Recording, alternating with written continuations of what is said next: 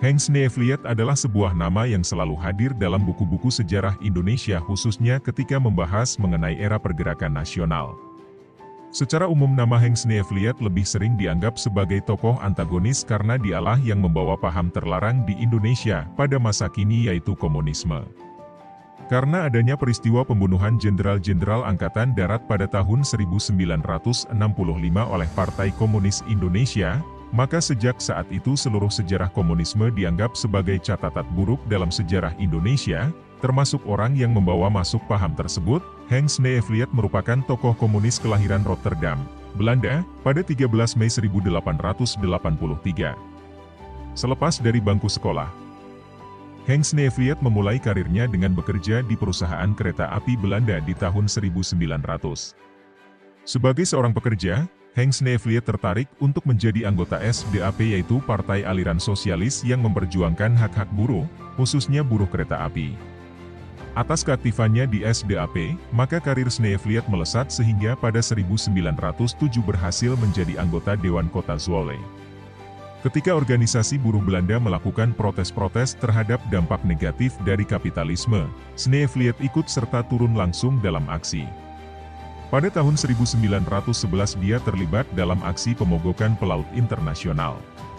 Sayangnya aksi tersebut kurang berhasil dan justru tidak didukung oleh SDAP sendiri. Akibat peristiwa itu maka Sneevliet memutuskan untuk memperjuangkan sosialisme di Hindia Belanda.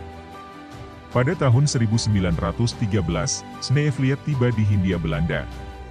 Di Hindia Belanda, Sneevliet mengenalkan ideologi komunisme.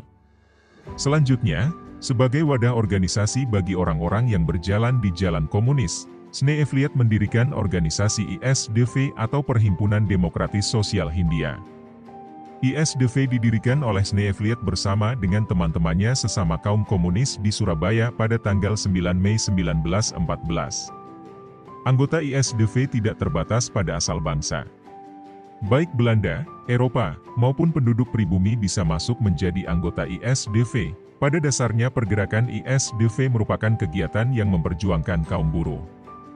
Oleh karena itu Sneevliet selalu mengajarkan bahwa ISDV harus melawan kekuasaan kaum kapitalisme di Hindia Belanda. Perwujudan dari kaum kapitalis tersebut menurut Sneevliet adalah kaum penjajah dan pejabat-pejabat pribumi yang memeras rakyat kecil di Hindia Belanda. Keberadaan Sneevliet bagi pemerintah Hindia Belanda dan bagi para pejabat tinggi dari pribumi merupakan sebuah ancaman besar. Karena ideologi komunisnya, kapan saja Sneevliet bisa melancarkan pemberontakan kepada pemerintah. Atas dasar kegelisahan terhadap adanya pemberontakan kaum komunis di bawah pimpinan Sneevliet tersebut, maka pemerintah Hindia Belanda memutuskan untuk membuang Sneevliet keluar wilayah Hindia Belanda. Sneevliet kembali ke Belanda setelah tersingkir dari Hindia Belanda. Di Belanda, Sneevliet masih aktif dalam kegiatan komunis. Bahkan pada tahun 1920 dia terlibat langsung dalam pemogokan buruh transportasi. Pada tahun 1927, Sneevliet mendirikan Partai Sosialis Revolusioner.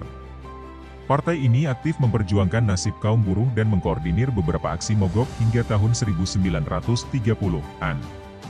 Karena kondisi politik yang tidak stabil ketika pecah Perang Dunia, Sneevliet berinisiatif membubarkan Partai Sosialis Revolusioner. Di masa pendudukan Nazi, Sneevliet bergerak di bawah tanah agar tidak ditangkap oleh Nazi. Meskipun terus bersembunyi dan menunggu momen yang tepat untuk melakukan perlawanan, Sneevliet pada akhirnya tertangkap pada 1942. Dia dieksekusi mati oleh Nazi dan masih sempat menyanyikan lagu Mars Komunis Internasional. Kisah tragis dari orang yang mengenalkan ajaran komunis di Indonesia sendiri, ISDV yang didirikan oleh Sneevliet berkembang menjadi Partai Komunis Hindia pada tahun 1920. Semaun terpilih sebagai ketua partai dan Darsono sebagai wakilnya. Partai Komunis Hindia ini merupakan partai komunis pertama di Asia yang menjadi bagian dari komunis internasional. Di tengah isu keanggotaan ganda anggota Partai Komunitas Hindia di Organisasi Sarekat Islam, partai ini masih bertahan dan justru semakin berkembang. Pada tahun 1924 Partai Komunis Hindia berubah nama menjadi Partai Komunis Indonesia. Partai inilah yang memiliki sejarah panjang pemberontakan di Indonesia. Tercatat Partai Komunis Indonesia pernah melakukan pemberontakan pada 1926, 1948, dan 1965. Pemberontakan yang terakhir sekaligus menjadi kisah akhir ideologi komunis di Indonesia. Pemerintah Indonesia mengeluarkan larangan bagi komunisme berkembang di Indonesia.